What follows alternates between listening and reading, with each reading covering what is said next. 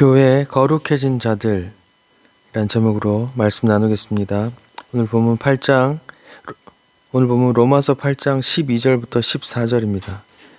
그러므로 형제들아 우리가 빚진 자로되 육신에게 져서 육신대로 살 것이 아니니라.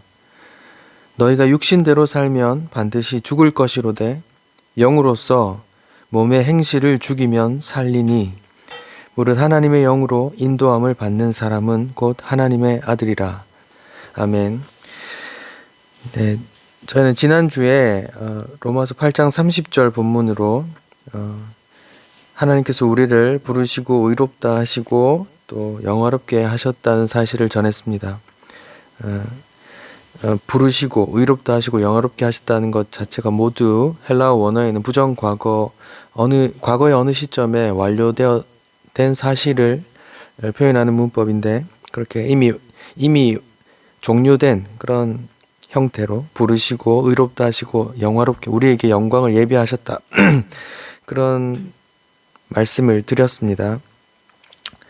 네, 오늘은 성도의 거룩, 즉 이제 성화라고 하죠.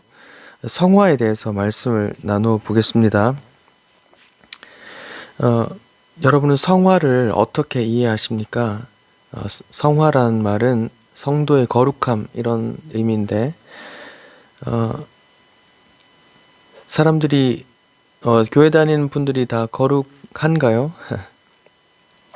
오늘날 성화론에 대해서 참 관심이 없다는 생각을 합니다. 모두 다 인스타나 유튜브에는 관심을 많이 가지지만 내가 거룩한가, 내가 거룩한 삶을 살고 있는가라는 그런 무거운 질문, 논제에는 별로 관심을 갖고 있지 않는 것 같습니다.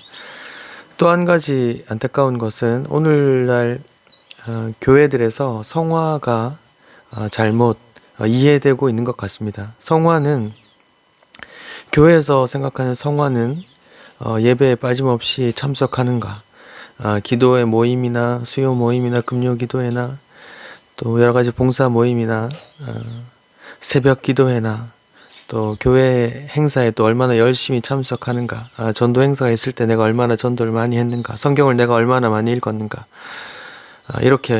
이런 것을 성도의 지표로, 성화의 지표로 이렇게 이해하는 것 같습니다. 많은 교회들의 주보에는 구역이 나와 있고 구역별로 점수가 나오고 또 순위도 나와 있는 것 같아요. 그 구역의 점수의 내용에는 예배에 다 참석했는가, 성경을 얼마나 읽었는가, 또 새벽 기도는 얼마나 참석했는가, 또 구역 헌금은 또 얼마나 했는가, 새벽 기도는 얼마나 참석했는가, 전도는 몇 명 했는가, 그런 걸 다 점수로 나눠서 부교육자분들이 다 조사를 해서 주보에 실습니다. 그래서 어느 구역이 이번 주에는 1등이다 이렇게 나오죠. 그래서 많은 교회들이 그렇게 이제 성도들로 하여금 교회 일에 열심히 참여하도록 하는 그런데 이제 성화라는 개념을 이렇게 붙여서 사용하고 있는 것 같습니다. 또 성도들은 그것을 또 성화라고 생각하는 것 같습니다. 성화라는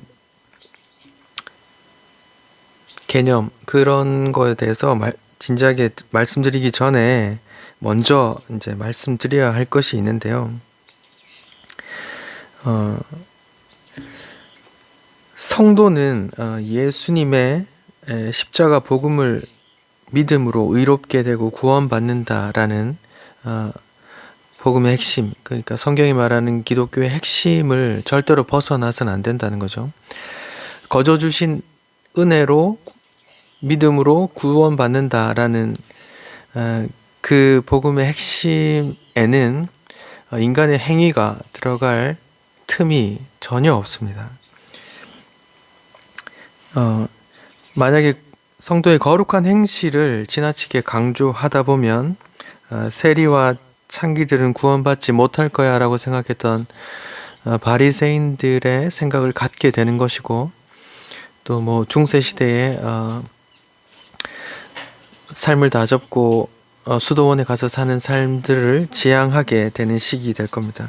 예수님은 분명히 철저하게 율법을 지키던 바리새인들에게 독사의 자식들아 화 있을진저 회칠한 무덤 같다 이렇게 호통치셨죠.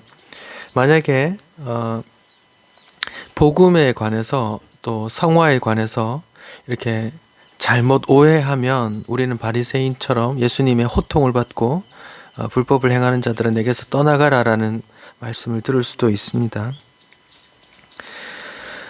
성화라는 것을 이제 제가 말씀을 준비하면서 무겁게 다가온 사실은 내가 과연 거룩한 삶을 살고 있는가라는 질문인데요.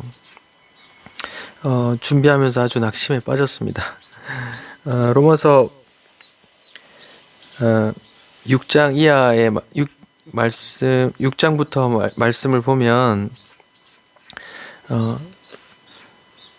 성도는 이제 죄에 대해서 죽었고 이제 새로운 새 사람을 입었고 또 그렇게 말을 하고 있고 또 고린도전서 5장 17절에 너희는 이전 것은 지나갔으니 보라 새 것이 되었도다.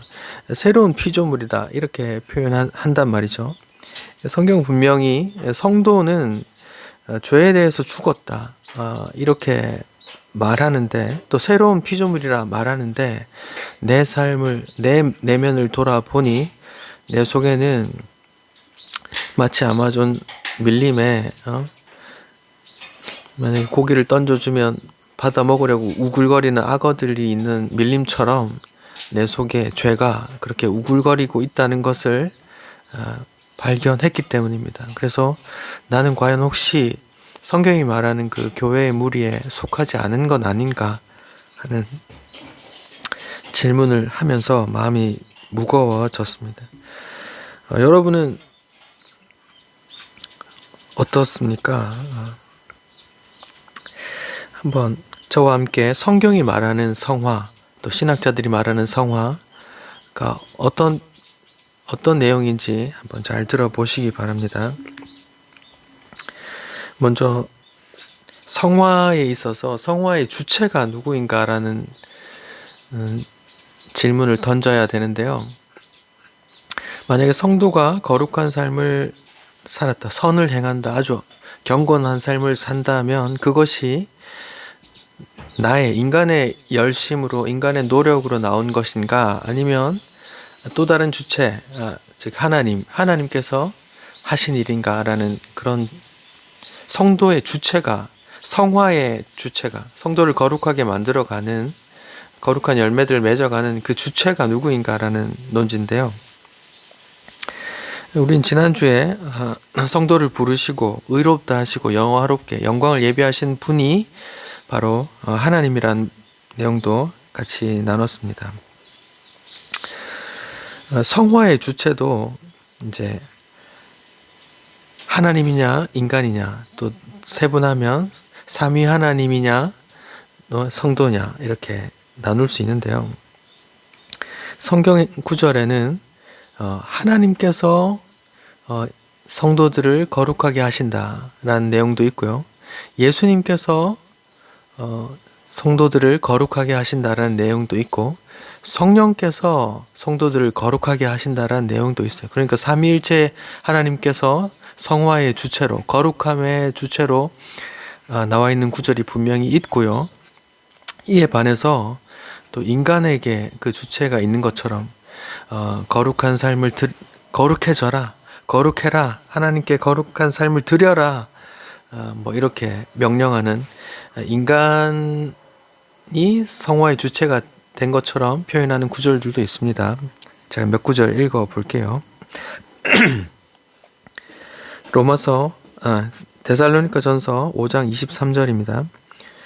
평강의 하나님이 친히 너희를 온전히 거룩하게 하시고 또 너희의 온 영과 혼과 몸이 우리 주 예수 그리스도께서 강림하실 때에 흠 없게 보존되기를 원하노라 이렇게 나오는데 데살로니가전서 5장 23절에는 평강의 하나님이 친히 너희를 온전히 거룩하게 하시고라고 나와 있어요. 그러니까 성도를 거룩하게 하시는 주체가 데살로니가전서 5장 23절에는 하나님, 성부 하나님이라고 표현되어 있습니다. 에베소서 5장 23절을 볼게요. 남편들아 아내 사랑하기를 그리스도께서 교회를 사랑하시고 그 교회를 위하여 자신을 주심같이 하라. 지금 예수 그리스도에 대해서 말씀하시는데 그분은 곧 물로 씻어 말씀으로 깨끗하게 하사 거룩하게 하시고 자기 앞에 영광스러운 교회로 세우사 티나 주름 잡힌 것이나 이런 것들이 없이 거룩하고 흠이 없게 하려 하심이라 이렇게 말해요. 에베소서 5장 25절 이하의 말씀을 보면 언뜻 보면 남편들아 아내들한테 잘해 이렇게 말하는 것 같은데 그 잘해야 되는 이유가 이제 그리스도께서 교회를 그렇게 사랑하셨고 그렇고 거룩하고 흠이 없게 또 말씀으로 씻어 깨끗하게 하셨어 이런 말을 하고 있는 거거든요. 이런 내용에서 성자 예수 그리스도께서 성도를 말씀으로 깨끗하게 하시고 거룩하게 하신다라는 예수님께서 성화의 주체가 된 듯한 표현이 있습니다. 또 베드로전서 1장 2절을 보겠습니다. 곧 하나님 우리 아버지의 미리 아심을 따라 성령이 거룩하게 하심으로 순종함과 예수 그리스도의 피부름을 얻기 위해 택함 받은 자들에게 편지하노니 이렇게 나와요.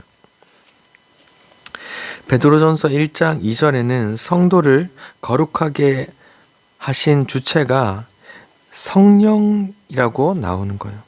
그러니까 지금 계속 읽었던 이 구절들 속에는 성자 하나님, 성부 하나님, 성자 예수님, 성령님께서 성도를 거룩하게 하시는 주체로 나와 있습니다. 이에 반해서 성도들에게 성화를 명령하는 구절들이 있어요. 고린도후서 7장 1절입니다. 그런즉 사랑하는 자들아 이 약속을 가진 우리는 하나님을 두려워하는 가운데서 거룩함을 온전히 이루어 육과 영의 온갖 더러운 것에서 자신을 깨끗하게 하자 이렇게 나오죠. 그러니까 성도들에게 거룩하고 깨끗하게 살라 깨끗해 이렇게 말하고 있는 거예요.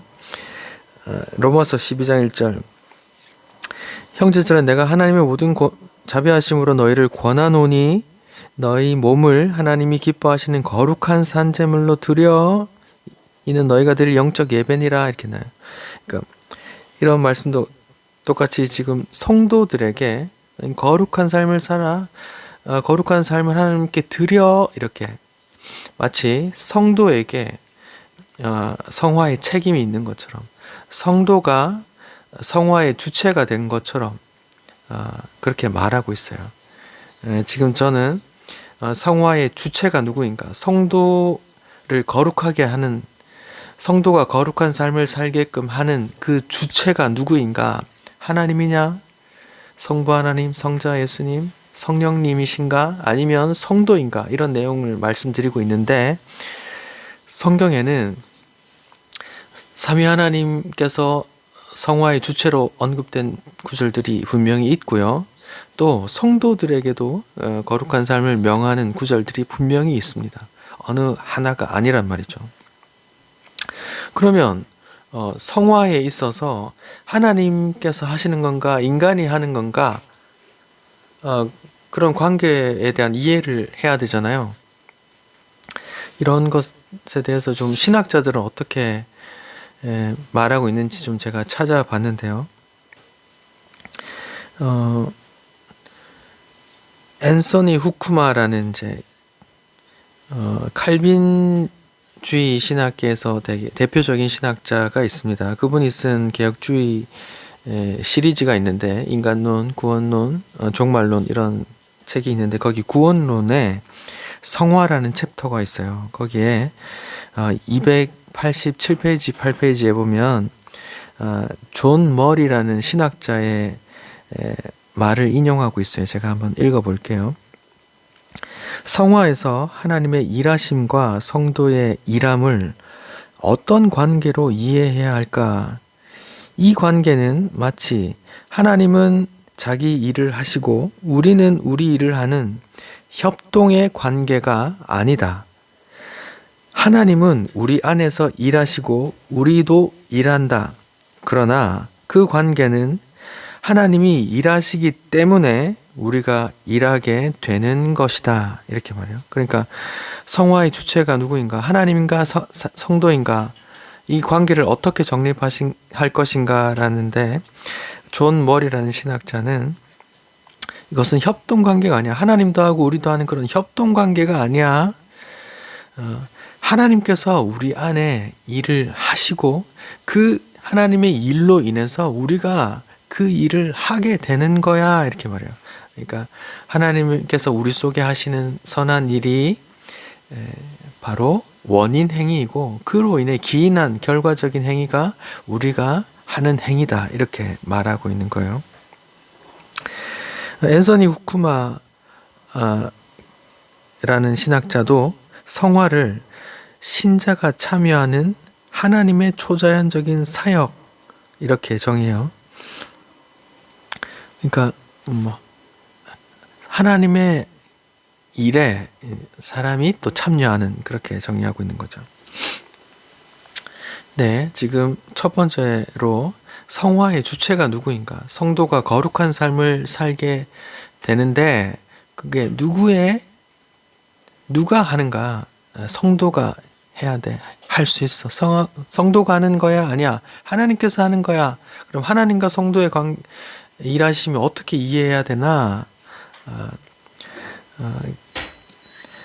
저는 이제 개혁주의 신학자들의 표현을 빌려서 이렇게 말씀드리고 싶습니다.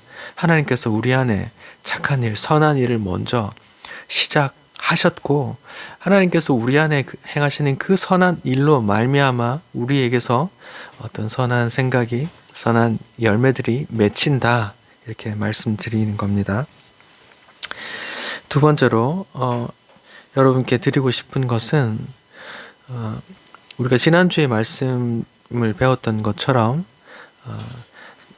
하나님께서 성도를 부르시고 의롭게 하시고 영화롭게 하셨다는 그 내용이 헬라어 원어의 부정과거형, 과거의 어느 시점에 완료된 그런 문법을 썼다는 것을 볼 때 우리를 부르심도 의롭다 하심도 우리에게 영화를 예비하심도 다 과거 하나님께서 이미 예전에 하셨다라는 것을 우리가 배웠는데요.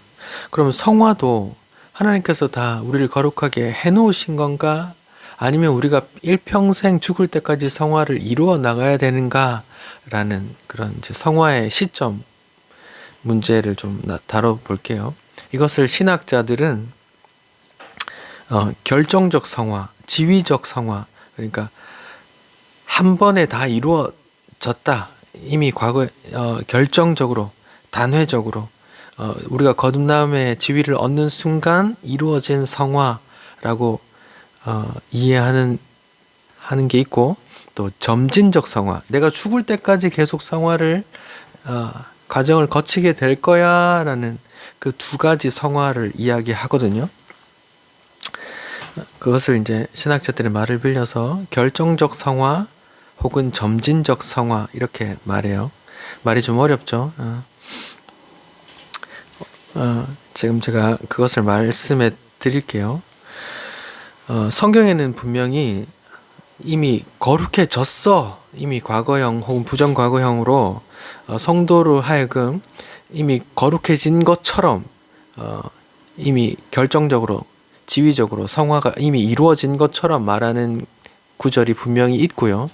또 반대로 죽을 때까지 아마 성화를 이루어 나갈 거야 라는 이제 점진적 성화에 대한 근거 구절도 분명히 있습니다. 제가 한번 읽어 볼게요. 고린도전서 1장 2절입니다. 고린도에 있는 하나님의 교회 곧 그리스도 예수 안에서 거룩해지고 성도라 부르심을 받은 자들에게 편지한다 이런 내용인데, 여기 보면 그리스도 안에서 거룩하여지고라고 요 부분의 헬라어 원어가 부정사 완료 수동 형태로 쓰여졌어요. 그러니까 완료라는 시제가 이미 완성됐다는 거잖아요.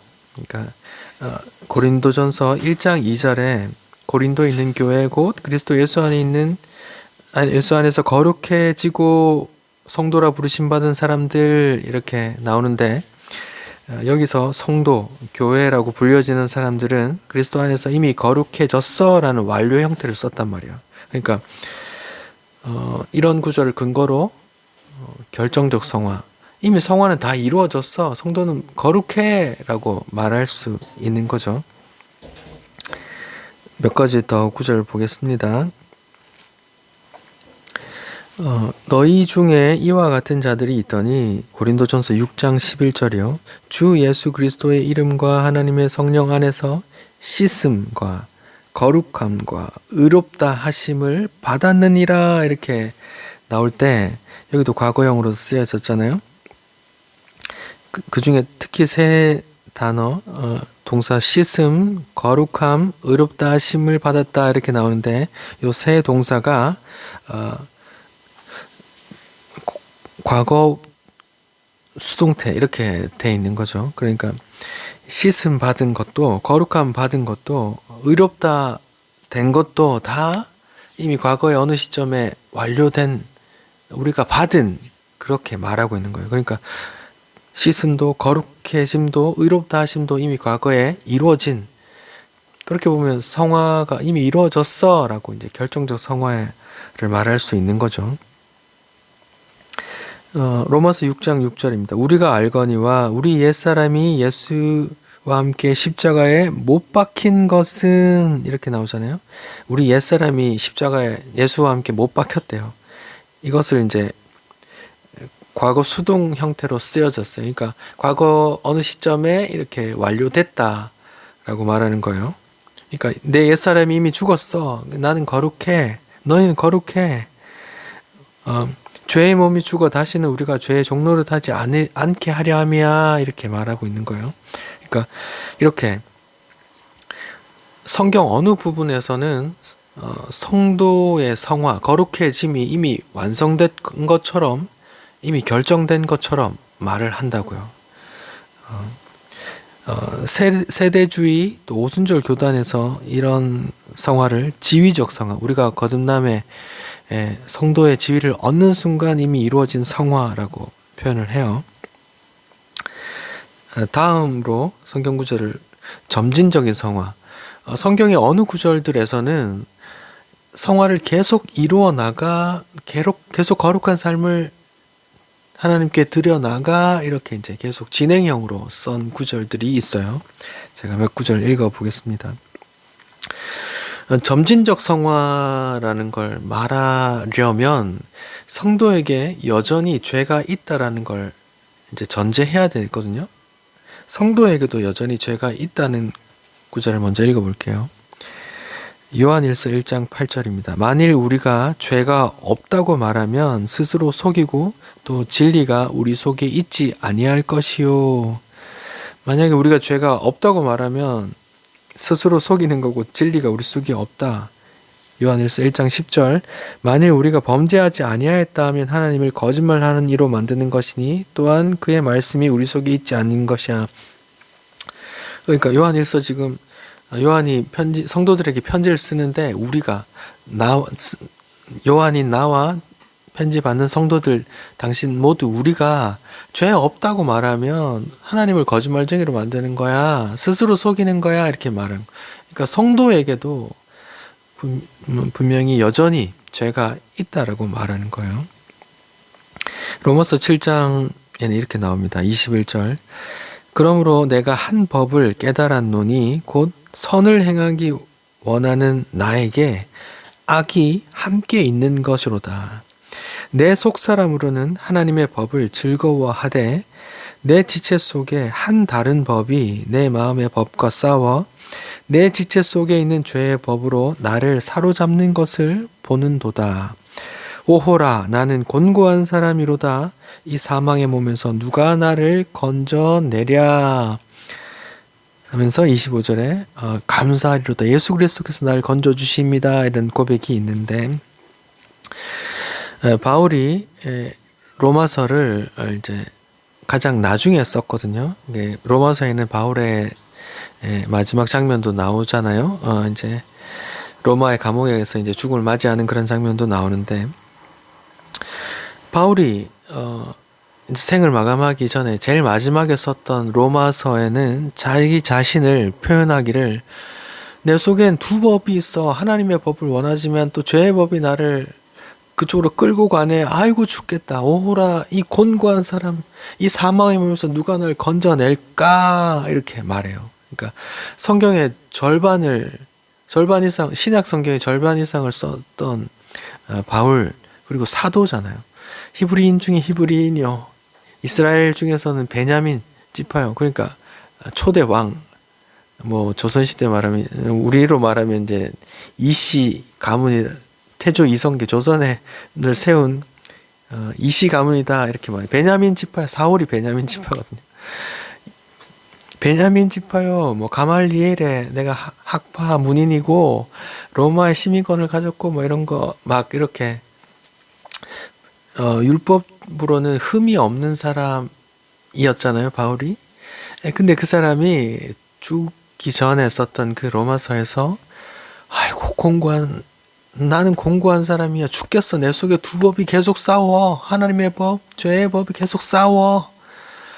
이 사망하면서 누가 날 건져줄까라고 쓴단 말이에요. 그러니까 성도 안에도 여전히 죄가 있다고 말하는 거예요. 그러면 인간에게 선을 행할 능력이 있는가? 이렇게 죄 가운데 있는 게 사람의 실체이고 성도의 실체인데 성도 스스로 죄를 다 씻고 깨끗한 선한 행위를 할 수 있는가라는 그런 부분에 대해서 말을 해야 되는데 로마서 7장의 바울은 내가 선을 알아. 하나님의 법을 알아. 그러나 내가 선을 행할 능력은 없어. 그래서 내가 곤고한 사람이야. 이렇게 말하고 있는 거거든요. 예레미야서 13장 23절에는 이제 인간이 선을 행할 수 있는 능력이 있는가라는 걸 이렇게 표현해요. 예레미야 13장 23절. 구스인, 흑인입니다. 아프리카의 흑인. 구스인이 그의 피부를 또는 표범이 그의 반점을 변하게 할 수 있느냐? 만약에 할 수 있다면 악에 익숙한 너희도 선을 행할 수 있어. 이렇게 말해요. 그러니까 흑인이 이렇게 뭐 피부를 빡빡 밀어서 백인 피부로 바꿀 수 있어? 표범이 그 민무늬로 바꿀 수 있어? 만약에 그게 된다면 악을 행하는 너희들도 선을 행할 수 있을 거야. 이렇게 말해요. 비유로 재밌게 말하죠. 그러니까 인간의 힘으로 선을 행할 능력이 전혀 없다. 이런 말을 하고 있는 거예요.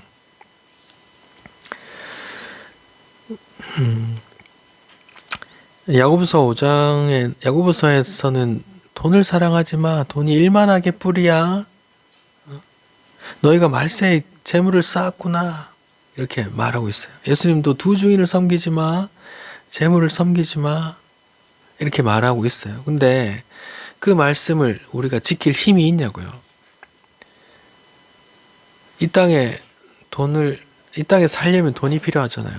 뭐 먹을 것을 사야 되고 뭐 생활하는 것 자체가 돈이 드는데 돈을 어떻게 안 사랑할 수 있어요.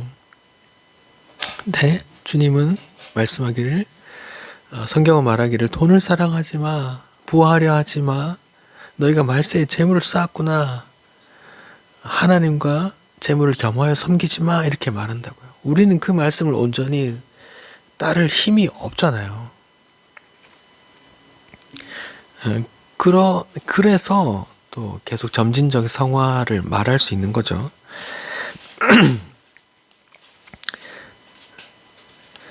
제가 말씀을 읽어보겠습니다.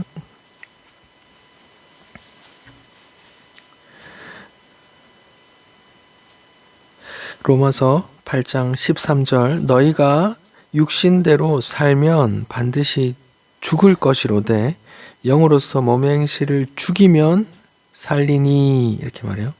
오늘 본문이죠. 로마서 8장 13절 14절 너희가 육신대로 살면 죽을 거야. 근데 영으로서 몸의 행실을 죽이면 살 거야. 영으로서 몸의 행실을 죽이면 이 시제가 현재 능동의 시제가 쓰였어요. 그러니까 지금 계속 그렇게 살아. 영으로서 하나님의 영, 성령으로서 몸의 행실을 죽이면서 살아. 로마서에서 말하는 그 몸, 육은 단순히 이 몸뚱어리를 말하는 게 아니라 하나님을 거스르고 성령을 거슬러서 내가 하나님의 자리에 앉아 내 마음대로 내 뜻대로 내 욕망과 내 영광을 추구하면서 살려고 하는 본성을 말하는 거예요. 그걸 육이라고 말해요. 육신대로 살면 반드시 죽을 거야. 심판받아 죽을 거야. 영으로서 몸의 행실을 죽이면 하나님을 거슬러서 내 멋대로 내 정욕을 쫓아 내 영광을 쫓아 살려고 하는 그런 본성을 영으로서 하나님의 영으로 이것을 죽여 나가면 네가 살 거야 이렇게 말하고 있어요. 그러니까 로마서 8장에도 점진적인 성화를 말하고 있고 로마서 12장에도 거룩한 제물 산제물로 드려 거룩해 이렇게 말하고 있는 거예요. 그러니까 성경에는 분명히 이미 완료된 성화, 성도들은 예수 안에서 성령 안에서 이미 거룩해졌어 라고 말하는 구절이 분명히 있고 또 점진적인 성화, 일평생 성화를 노력해야 돼, 거룩해, 일평생 영으로서 육을 죽여나가 이렇게 말하는 구절도 있는 거예요. 그런데 어느 한 구절만 따서 이렇게 설교를 해버리면 성화는 이미 완성된 것이라고도 말할 수 있고 완성된 성화 따위는 없어 우리가 죽도록 애만 써야 돼 이렇게 또 말할 수 있는 거예요. 아니요. 성경은 그 둘을 다 말하고 있어요. 예수 안에서 성령 안에서 하나님께서 이미 성화를 완성하셨다는 구절도 있고 일평생 성화를 이루어 나가라는 점진적인 성화를 말하고 있는 것도 있다고요. 우리 골로새서를 한번 찾아봅시다. 골로새서 안에 결정적 성화와 점진적 성화를 함께 말하고 있어요. 골로새서 3장 1절 그러므로 너희가 그리스도와 함께 다시 살리심을 받았으면 이거요. 난 죄에 대해서 죽고 내 옛사람이 그리스도와 함께 십자가에 같이 못 박혀 죽었으면 다시 살리심을 받았으면 이렇게 나오는데 이게 과거 형태로 쓰였어요. 그러니까 그리스도와 함께 내가 살리심 받아 죄에 대해서 죽고 옛사람이 십자가에 못 박혔다는 그 사실, 그 성화가 그 거룩함이 이미 이루어졌어 라고 말하는데 다음에 위의 것을 찾아라. 거기는 그리스도께서 하나님 우편에 앉아 계신다. 위의 것을 생각해 땅의 것을 생각하지 마 이렇게 나오잖아요. 뒤에 이어서 위의 것을 찾아라고 명령어 현재 능동 형태가 쓰였어요. 위의 것을 생각해 명령어 현재 능동 형태예요. 그러니까 이미 과거에 그리스도와 함께 죄에 대해서 죽고 하나님께 대해 살아났다. 옛사람이 죽었어 라고 성화 결정적 성화가 이미 완성됐다고도 말하고 또 계속 위의 것을 찾아라고 이제 현재 능동 명령어로 네가 위의 것을 찾아 위의 것을 생각해라고 계속 말하고 있는 거예요. 그러니까 함께 말하고 있는 거죠. 3절 이는 너희가 죽었고 이게 과거 형태로 말해요. 죄에 대해서 죽었단 말이에요. 너희 생명이 그리스도와 함께 하나님 안에 감추어졌어. 이것도 완료 형태. 생명이 감추어졌어.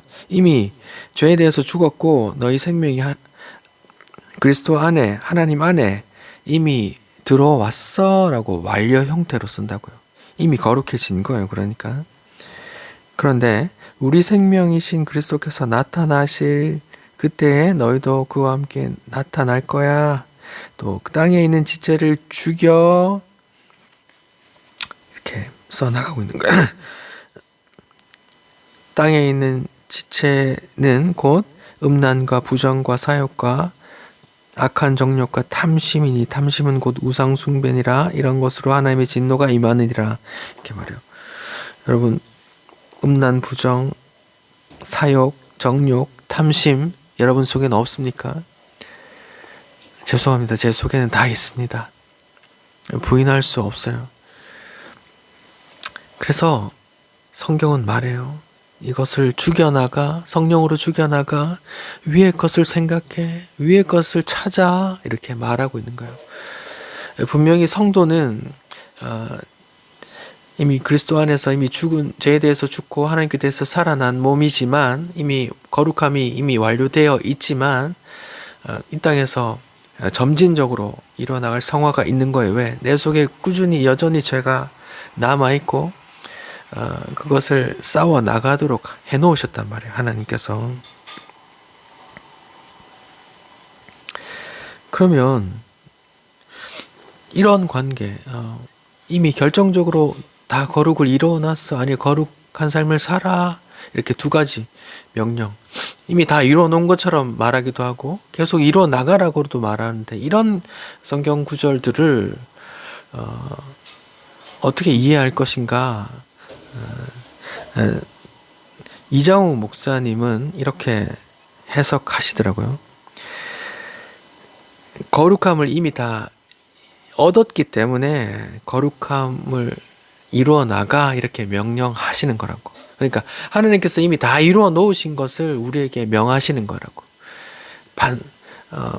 하나님께서 다 이루어 놓으신 거룩과 의로움과 영광을 하나님께서 우리에게 명하시면서 참여시키시는 거라고. 맛보게 하는 거라고. 이렇게 해석하더라고요. 히브리서 10장 10절, 이 뜻을 따라 예수 그리스도의 몸을 단번에 들이심으로 말미암아 우리가 거룩함을 얻었노라. 이렇게 이미 거룩함을 얻은 성도는 거룩해. 이미 성화의 단계가 이루어졌어 라고 말하는 구절이 있고, 로마서 6장 19절, 너희 지체를 의의 종으로 내주어 거룩함에 이르라 라고 이제 명령을 하잖아요. 거룩하게 살아. 이렇게 이 두 구절을 어떻게 이해할 것인가? 이정우 목사님은 하나님께서 이 거룩함을 다 이루어 놓으셨기 때문에 이제 네가 그 거룩함에 참여해 라고, 이제 그 거룩함을 맛봐, 이렇게 말씀하시는 거라고 말하고, 반대로 또 구원을 이미 다 이루어 놓았기 때문에 너희가 구원을 또 이루어 나가라고 말할 수 있는 거라고 하는 거죠. 에베소서 2장 8절, 너희는 그 은혜에 의하여 믿음으로 말미암아 구원을 받았으니 너희에게서 난 것이 하나님의 선물이라. 구원은 너희가 한 게 아니라 하나님의 선물이야 라고 말하는데, 또 빌립보서 2장 12절에는 두렵고 떨림으로 항상 복종함으로 너희 구원을 이루라 이렇게 말한다고요. 그러니까 이 두 구절을 또 어떻게 해석할 것인가? 하나님께서 다 구원을 이루어 놓았어.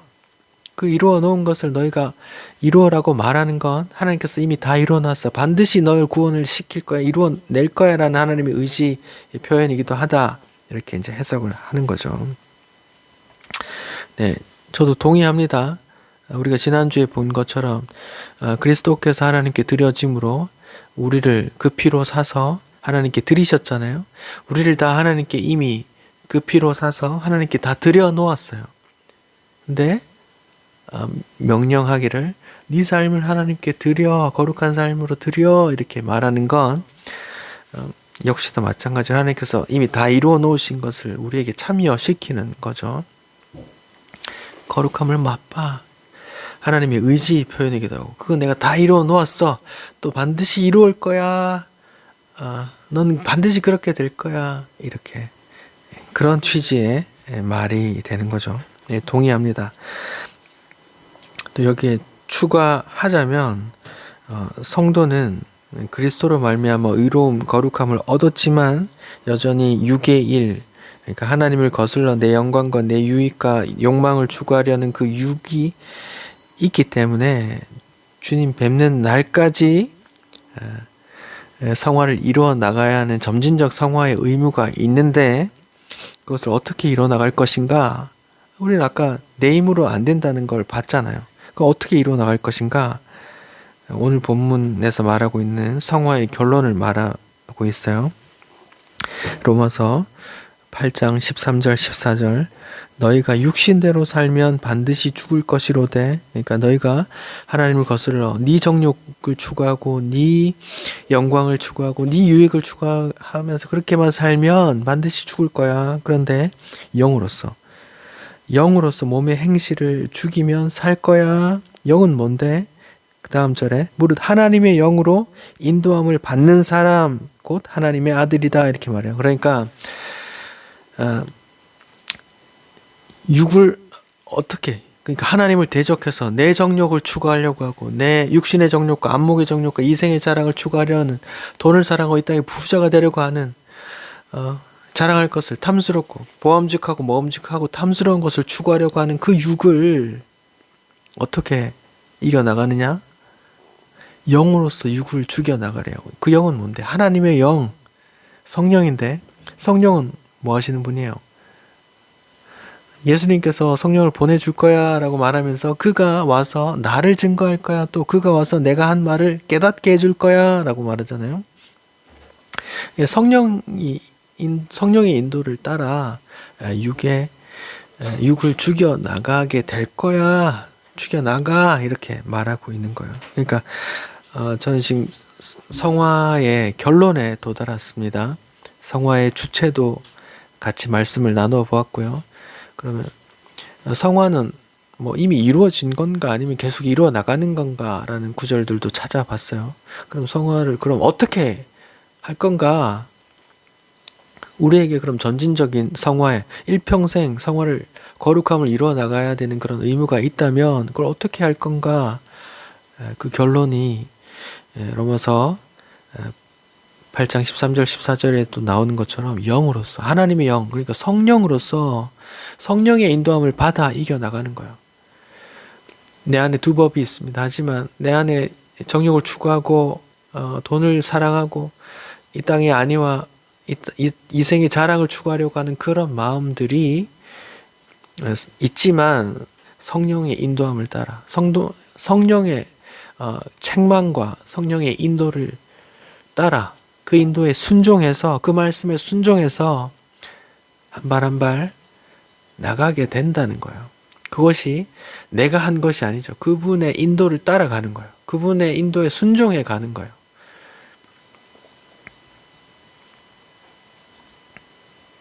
갈라디아서 말씀 보겠습니다. 5장 16절부터 내가 이르노니 너희는 성령을 따라 행하라. 이렇게 또 같이 말하죠. 그리하면 육체의 욕심을 이루지 아니하리라. 여기서 말하는 육도 마찬가지예요. 하나님을 거슬러서 내 영광을 추구하고 내 정욕을 추구하고 내가 이 땅에서 자랑할 만한 이생의 자랑들을 추구하려는 그 경향을 말해요. 육의 욕심을 이루지 아니할 거야. 성령을 따라 살아. 육체의 소욕은 성령을 거스르고 성령은 육체를 거스르나니 이 둘이 서로 대적함으로 너희가 원하는 것을 하지 못하게 하려 함이라. 네가 원하는 거, 네 옛사람이 원하는 거, 네 육의 본성이 원하는 걸 성령께서 인도하셔서 못하게 할 거야 하는 말이야. 너희가 만일 성령이 인도하시는 바가 되면 율법 아래 있지 아니하리라. 육체의 일은 분명하니 곧 음행과 더러운 것과 호색과 우상숭배와 주술과 원수 맺는 것과 분쟁과 시기와 분냄과 당 짓는 것과 분열함과 이단과 투교와 술 취함과 방탕함과 그와 같은 것들 수많은 것들이 더 있다는 거죠. 전에 너에게 경계한 것 같이 경계하노니 이런 일을 하는 자는 하나님의 나라를 유업으로 받지 못할 거야.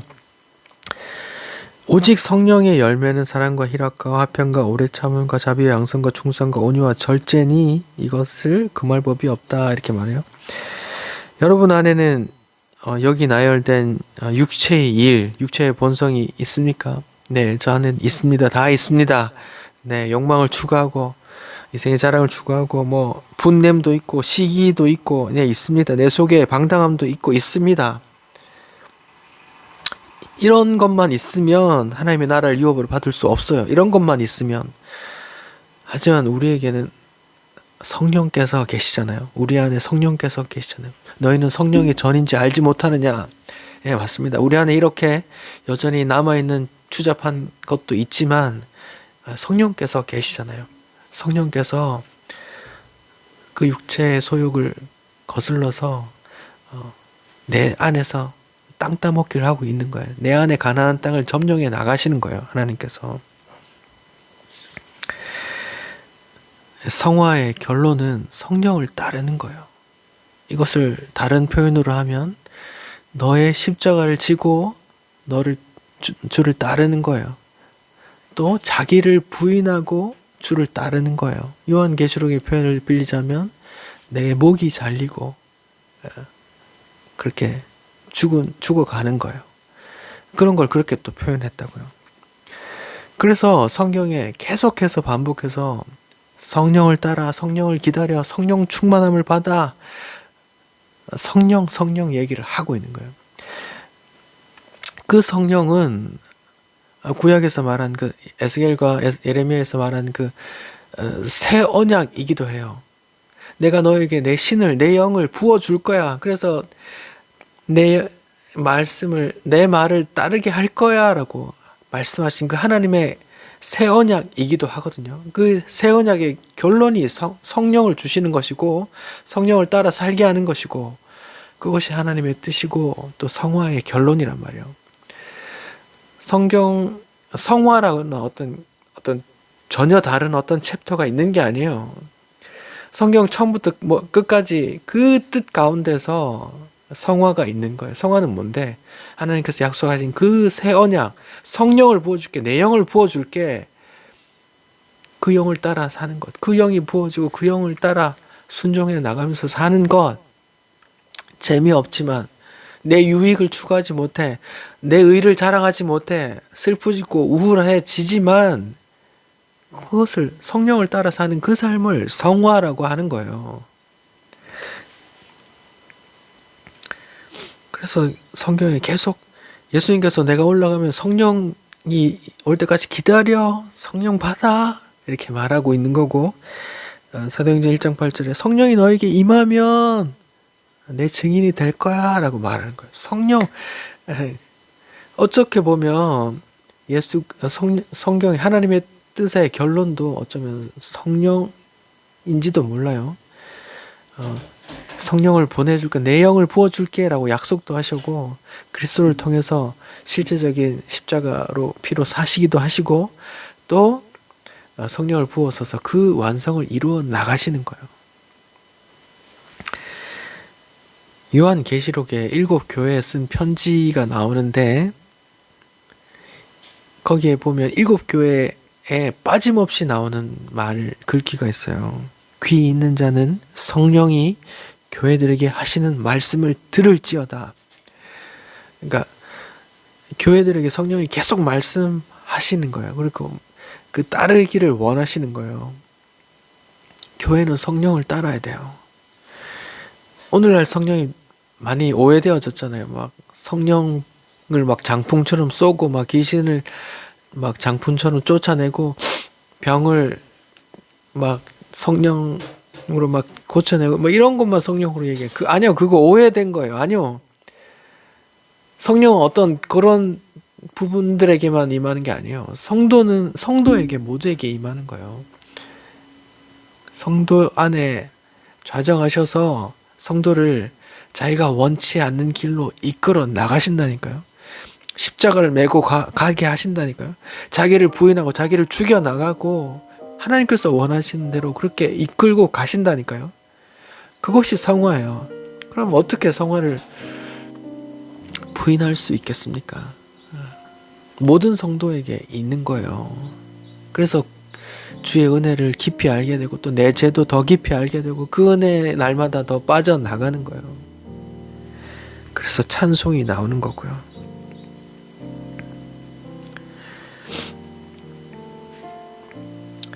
예수님께서 요한복음 15장에 포도나무 비유를 하세요. 나는 포도나무요 너희는 가지니. 가지가 내게 붙어 있으면 많은 열매를 맺을 거야 라고 말하잖아요. 그 가지가 가지 끝에 포도 열매가 맺히는데, 그 포도 열매는 가지의 힘으로 맺는 거예요? 아니면 그 뿌리부터 나오는 그 포도나무의 생명력으로 맺히는 거예요? 예, 포도나무의 생명력으로 맺히는 거잖아요. 가지의 힘으로 맺히는 거라면 가지를 잘라버려도 계속 그 가지에서 포도 열매가 맺혀야 되는 거잖아요. 그런 거죠. 예수님께서 포도나무 비유를 말씀하셨어요. 가지에 붙어 있어요. 붙어 있으면 성령께서 내 안에서 선한 열매들을 맺혀 나가시는 거고, 그것을 또 성령의 열매다라고 표현하는 거예요. 내가 하는 게 아니로. 그래서 내가 자랑할 게 없는 거죠. 만약에 성령께서 맺으시는 그 열매 말고 다른 열매들, 내 자랑, 내 의, 내 영광, 내 돈, 이런 것들을 이런 것을 맺어 나간다면, 왜 너는 나의 좋은 열매를 안 맺지? 너는 이미 나한테 그럼 떨어져 나간 거네 하고 그 떨어진 것들을 주워서 불에 태우신다고. 내게 붙어 있으면 반드시 내 열매를 맺거든요. 그 성령의 열매, 좋은 열매를 맺거든요. 자기 부인,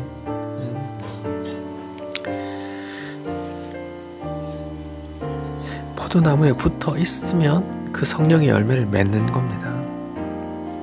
하나님께서 성경에 계속해서 말씀하세요. 하나님께서 에덴 동산을 창조하시고 거기에 선악과를 놓아 놓으셨어요. 시험코자 하시는 거예요. 순종하는지 안 하는지. 하나님께서 여호수아를 통해 가나안 땅을 정복했어요. 그래 지파별로 땅을 분배받았는데 거기에서도 다 몰아내지 않고 이방 민족을 군데군데 심어놨어요. 하나님께서 너희가 나를 잘 따르는지 시험하려고 걔들을 놔뒀어 라고 표현하신다고요. 우리 안에도 마찬가지 여전히 죄가 있습니다. 성령께서 예수님을 그 사단의 시험으로 이끄셨던 것처럼 성령께서도 우리를 시험으로 이끄실 거예요. 내 안에 여전히 죄로, 탐심으로,